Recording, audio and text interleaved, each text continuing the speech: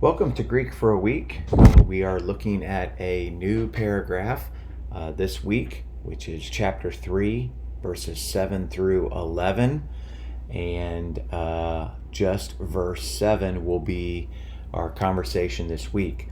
I've titled this paragraph Knowing Christ because I think really verses 1 through 11, that's the larger paragraph.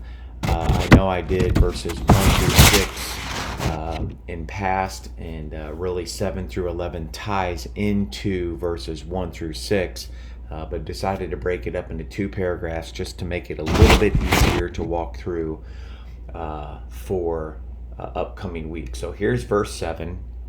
We'll begin here. But whatever things were gain to me, those things I have regarded as a loss or a great loss for the sake of Christ.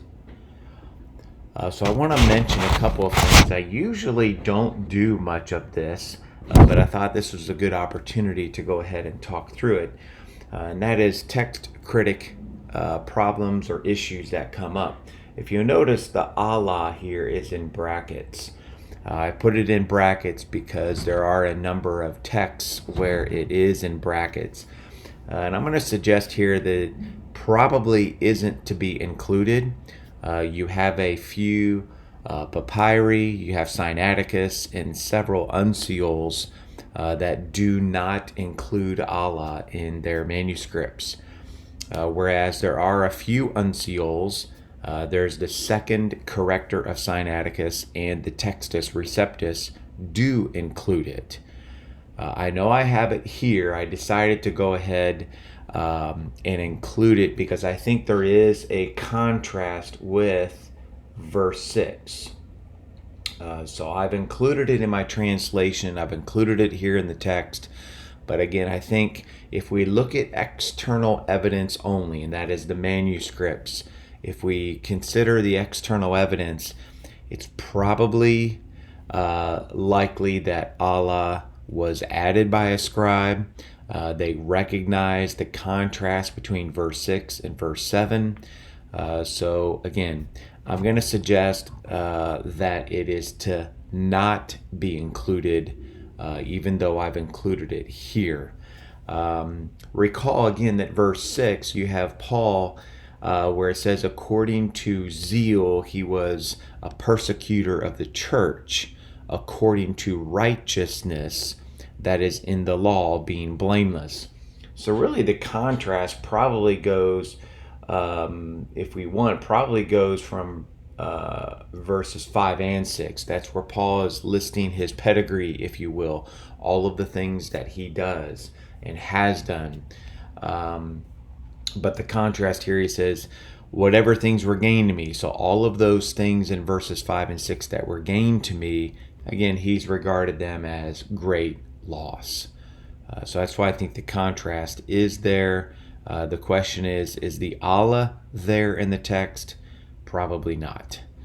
So we'll move on here. The Athena here, all right, is the subject of ain, he, she, it was. It's the subject of ain, whereas the kerde, that would be your predicate nominative. And of course your ain here is your imperfect form of Amy. Okay, he, she, it was. The agamai, the hegamai, that is the first person singular perfect middle, indicative of agamai. And again, remember the perfect tense form indicates a state or a condition, a state of affairs, if you will.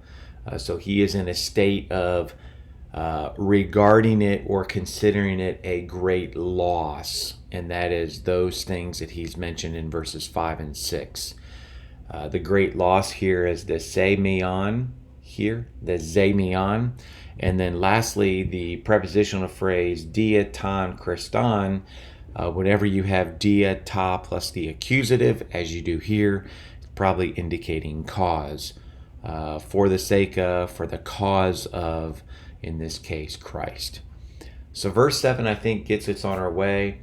Next week, I'm going to look at verses 8 and 9, and then the following week, I'll look at verses 10 and 11.